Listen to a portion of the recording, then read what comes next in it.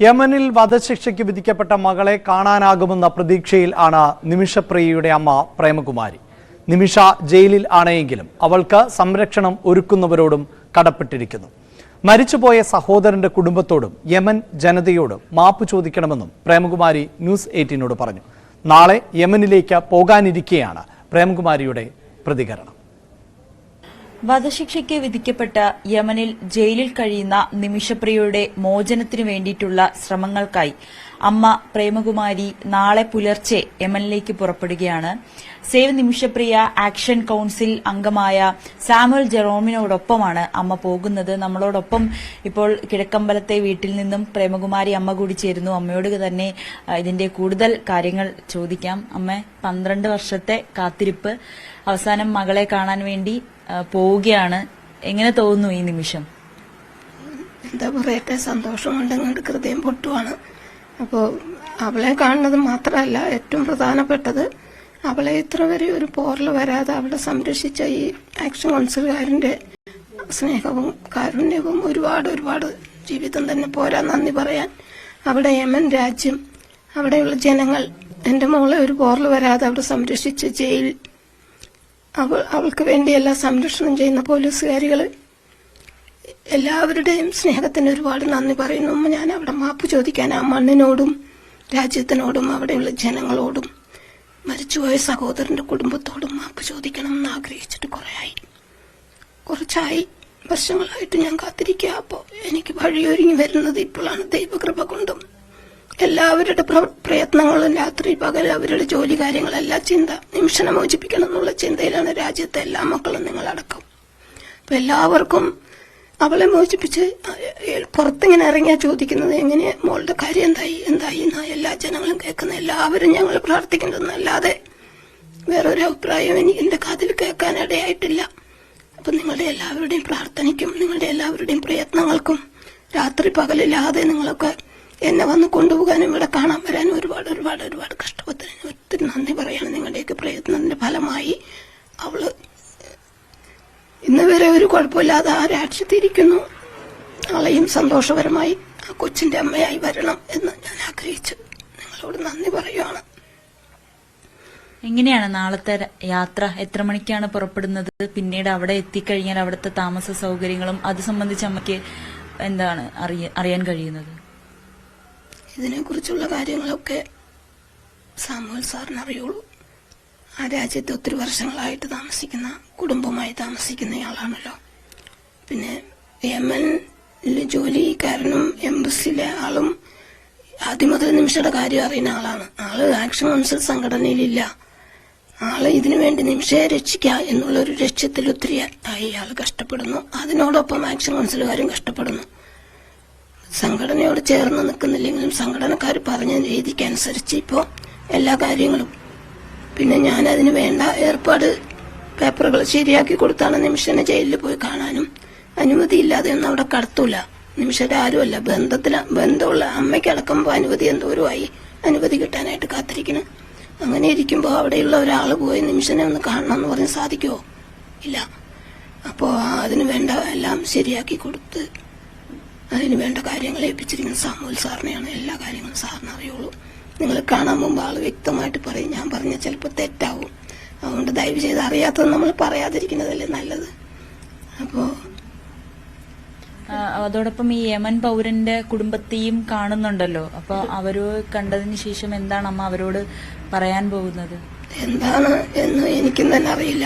എല്ലാവരും അവര് എങ്ങനെയാണ് ആ രാജ്യത്ത് ചെല്ലണത് തന്നെ എന്താണ്, അപ്പൊ അത് എന്താണ് അവിടെ കാര്യങ്ങൾ. സാമുവൽ സാർ ഇതിനെല്ലാ കാര്യങ്ങളും എന്റെ കൂടെ നിന്ന് കാര്യങ്ങൾ സാഹചര്യം പോലെ തുറന്നു വന്നു. ഒപ്പം ഈ വിദേശകാര്യ മന്ത്രാലയത്തിന്റെ ഇടപെടലും അത് നല്ല രീതിയുണ്ടല്ലോ നിമിഷപ്രിയനെ മോചിപ്പിക്കുന്നത്. തീർച്ചയായിട്ടും ഇപ്പോ കോഴിക്കോട് ആ ഒരു സഹോദരന്റെ 18 വർഷത്തെ കാത്തിരിപ്പ്, ഉമ്മാന്റെ കണ്ണീരും അതൊക്കെ കൂടി വന്നതിന് ശേഷം ഇപ്പൊ പെട്ടെന്ന് സ്പീഡ് MA യൂസ്ഫുൽ സാറൊക്കെ പറഞ്ഞവിടെ കേട്ടാൽ നമ്മൾ ആകെ ഒന്നും അല്ലാതെ ആവുക. സാറ് എത്ര വേണമെങ്കിലും എന്തു വേണമെങ്കിലും എന്നുള്ളതിലൊക്കെയാണ് നിങ്ങളോടൊക്കെ സംസാരിച്ച് TV കാണുന്നത്. അങ്ങനെ ആക്ഷൻ കൗൺസിലോടുകൂടിയും കേന്ദ്ര ഗവൺമെന്റിനോടുകൂടിയും നിമിഷയുടെ കാര്യത്തിൽ ആ രാജ്യത്തിനും എല്ലാവർക്കും എല്ലാവരോടും കൂടെ ഒരുമിച്ച് നിന്ന് ചെയ്യാനുള്ള മനസ്സും യൂസുഫ് അലി സാറ് ആദ്യം മുതൽ പറയാറുണ്ട്. നേരിൽ കാണാൻ ആഗ്രഹിച്ചു, ഒത്തിരി കഷ്ടപ്പെട്ടെങ്കിലും സാധിച്ചില്ല. എവിടെ വന്ന് എറണാകുളം വന്നിട്ടുണ്ട്, തിരുവനന്തപുരം വന്നിട്ടുണ്ടെന്ന് പറഞ്ഞ് പോയെങ്കിലും കാണാൻ പറ്റിയില്ല. തിരക്കിന്റെ ഇടയ്ക്ക് അവിടെയും നിയമങ്ങളും ഒക്കെ ഉണ്ട്, നമുക്ക് കാണാൻ പറ്റുമെന്ന് പറഞ്ഞ് സാധിച്ചില്ല. കണ്ടില്ലെങ്കിലും എല്ലാ കാര്യങ്ങളും ഞാൻ ചെയ്യുന്നുണ്ടെന്ന് ആള് പറഞ്ഞ് ഞാൻ കേട്ടു. നിമിഷപ്രിയെ കാണാൻ സാധിക്കുമെന്നുള്ളൊരു പ്രതീക്ഷ തന്നെയല്ലേ അമ്മയ്ക്ക് ഇപ്പോഴും? തീർച്ചയായിട്ടും ആദ്യം മുതലൊന്ന് കാണാനുള്ള പ്രതീക്ഷയിൽ ദൈവത്തോട് മുറ വിളിക്കണ്ടായിരുന്നു എല്ലാ ദിവസവും. പക്ഷെ കുരിശു രൂപത്തിന്റെ മുകളിലേക്ക് നോക്കി ഞാൻ ഒറ്റ കാര്യം പറയാനുള്ളൂ, തമ്പുരാന്റെ കൃപ കൊണ്ട് അവിടെ ജീവനോടെ ഇരിക്കുന്നു. എനിക്കൊന്ന് കാണാനായിട്ട് ദൈവമേ അനുവദിക്കൂ. എനിക്ക് ചോദിക്കാനുള്ള അർഹതയില്ല, അങ്ങനെയുള്ള രാജ്യത്ത് എനിക്ക് പോകാനുള്ള അർഹതയില്ല. മനുഷ്യൻ അങ്ങോട്ട് യാത്രാ വിലക്കാണല്ലോ, ഒരിക്കലും യാത്രാ വിമാനങ്ങൾ അങ്ങോട്ട് ഇല്ല, സർവീസുകൾ നിന്നാണ്. ഇതൊക്കെ ഞാൻ കുരിശു രൂപത്തോട് ദിവസം രാവിലെ പോയി പറയും. അപ്പൊ ദൈവത്തോട് ഒത്തിരി നിലവിളിച്ചു. ജനങ്ങൾ ഒരുപാട് കഷ്ടപ്പെട്ടു. ഡൽഹി കോടതിയിലാണെങ്കിൽ അഭിഭാഷകന്മാര് സുഭാഷ് വക്കീല്, ദീപ മേഡം, അങ്ങനെ എല്ലാവരും, ആക്ഷൻ കൗൺസിലുകാര് ഒക്കെ എല്ലാവരും ഒത്തിരി ആരുടെയും എടുത്ത് പേര് പറയാൻ എന്നോട് എനിക്കറിയാൻ പാടില്ല. ഒത്തിരി കഷ്ടപ്പെട്ടു. സാമുവൽ സാറാണെങ്കിലും ഒത്തിരി അവിടെ അവരുമായിട്ട് സംസാരിക്കാനും അവരുടെ രീതി മനസ്സിലാക്കാനും ഒക്കെ സാമുവൽ സാറും കഷ്ടപ്പെട്ടു. കുറച്ചായി നാട്ടിൽ വന്ന് നിമിഷയുടെ കാര്യങ്ങൾ ചെയ്യാനുള്ള ഏർപ്പാട്ടിൽ ഡൽഹിയിലും ഡൽഹി, മദ്രാസ്, ഡൽഹി, ഇങ്ങനെ എല്ലാ കാര്യങ്ങൾക്കും നിമിഷയുടെ ഇതിനുവേണ്ടി കേന്ദ്ര ഗവൺമെന്റുമായിട്ടും പിന്നെ കോടതിയിൽ നിന്ന് എങ്ങനെയാ വരുന്നെന്നുള്ള പേപ്പറുകളുടെ കാര്യങ്ങൾക്കായിട്ടും അവള് ഇവിടെ ഒരുപാടായി വന്ന് താമസിക്കുന്നു. അപ്പൊ അങ്ങനെ ഒത്തിരി കഷ്ടപ്പെട്ട ആൾക്കാരുണ്ട്. എല്ലാവരിനോടും എന്റെ ജീവിതം തന്നെ പോരാ എനിക്ക് നന്ദി പറയാനായിട്ട്. അങ്ങനെ നാളെ ഇവിടുന്ന് ഈ വീട്ടിൽ തന്നെ ഇപ്പൊ വന്നിട്ട് കുറച്ച് വർഷങ്ങളായെങ്കിലും ഇവിടുത്തെ അമ്മ, ജോയ് സാറ് എല്ലാവരുമായിട്ട് എന്നെ എത്ര സ്നേഹിക്കുന്നു. എന്തെങ്കിലും ഒരു മുഖം പാടിക്കണ്ട അമ്മ പറയും, എന്തിനാ മേരി വിഷമിക്കണം. പ്രേമ പേരാണെങ്കിലും പ്രേമ മേരി എന്നാണ് പള്ളിയിലെ പേര്. അപ്പൊ മേരി എന്തിനാ വിഷമിക്കണമെന്ന് ഇത്രയും പ്രാർത്ഥിച്ചു ദൈവത്തോട് നിലവിളിക്കുന്നത് ഒരിക്കലും പാഴാവില്ല. എല്ലാ കാര്യങ്ങളും ദൈവം നടത്തി തരും. നീ വിഷമിക്കണ്ട, നീ ടെൻഷനായ വല്ല രോഗം വരുള്ളൂ എന്ന് പറഞ്ഞ അമ്മ എന്നെ ആശ്വസിപ്പിക്കും. പക്ഷെ അമ്മയ്ക്ക് പല അസുഖങ്ങളും ഷുഗറും ഒക്കെ ഉണ്ടെങ്കിലും എന്റെ മുഖം പാടി കാണാൻ പാടില്ല. ജോയ് സാറിന്റെ അമ്മയ്ക്ക് ജോയി ആണെങ്കിലും അമ്മ അപ്പൊ തന്നെ ഫോൺ വിളിച്ചതെല്ലാം വിശദീകരിക്കുമായിരിക്കും. അവൾക്ക് ഭയങ്കര ബുദ്ധിമുട്ടോ, അവള് തലവേദനയോ എന്തൊക്കെയോ ആണെന്ന് പറയും അമ്മ. അപ്പൊ അവനാണെങ്കിലും അതിന്റെ അപ്പുറമായിട്ട് ആശ്വസിപ്പിക്കാനും, നമ്മുടെ മക്കളുടെ അടുത്തൊന്നും ഞാൻ പോയി നിൽക്കാറില്ല അധികം. അതിനേക്കാളും കൂടുതലായി ഈ വീട്ടിൽ നിന്ന് എനിക്ക് ആശ്വാസം തന്ന ഇന്നേവരെ ഒരിക്കലും ഒരു കൊലയാളിയായി ജയിലിൽ കഴിയുന്ന മോള് ഉള്ള ഒരു അമ്മയെ ജോലിക്ക് അത് വീട്ടുകാരാൻ നിർത്താം.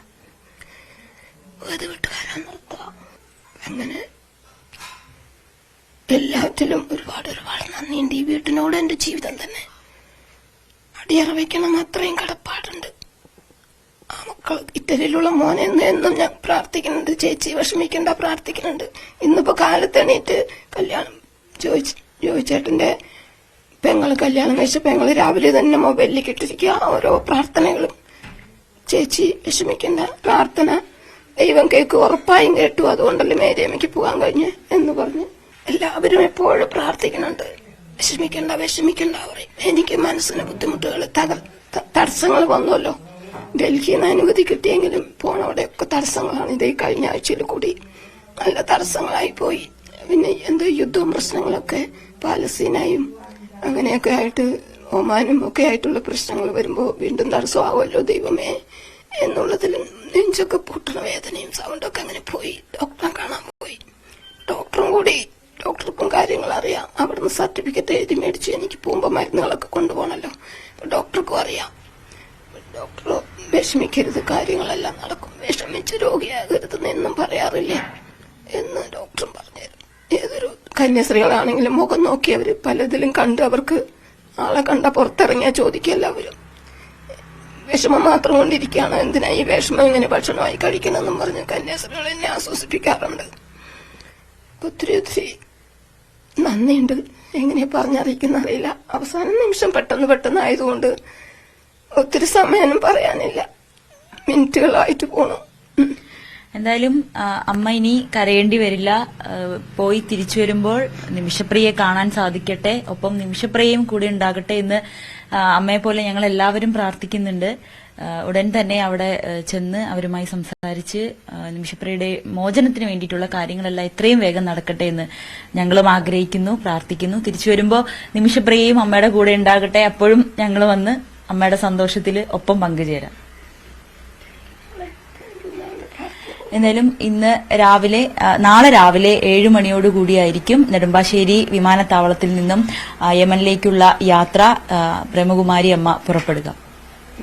തീർച്ചയായും നവമി സൂചിപ്പിച്ചതുപോലെ ഒരു ജനത ഒന്നടങ്കം നിമിഷപ്രിയയുടെ അമ്മയോടൊപ്പമുണ്ട്. പ്രത്യേകിച്ച് കഴിഞ്ഞ ദിവസമായിരുന്നു സൗദിയിൽ വധശിക്ഷയ്ക്ക് വിധിക്കപ്പെട്ട അബ്ദുറഹീമിന്റെ മോചനത്തിന് വേണ്ടി 34 കോടി രൂപ മലയാളികൾ സമാഹരിച്ചത്. പക്ഷേ മറ്റൊരു രാജ്യം ആണ്, യമൻ ആണ്. അവിടുത്തെ നിയമങ്ങൾ മറ്റൊന്നാണ്, നിമിഷപ്രിയയ്ക്ക് എതിരായ കുറ്റവും മറ്റൊന്നാണ്. അതുകൊണ്ട് തന്നെ മോചനത്തിന് വേണ്ട കടമ്പകൾ നിരവധിയാണ്. പക്ഷേ ആ അമ്മ ആ നാട്ടിലേക്ക് എത്തുകയാണ്. മരണപ്പെട്ട ആളിന്റെ കുടുംബത്തോടും ആ ജനതയോടുമൊക്കെ ക്ഷമ ചോദിക്കാൻ ഒരുക്കമാണ് എന്നുകൂടിയാണ് അമ്മ പറയുന്നത്. നവമി ദിനേശ് ആണ് വിശദമായ വാർത്ത റിപ്പോർട്ട് ചെയ്തത്. അതേസമയം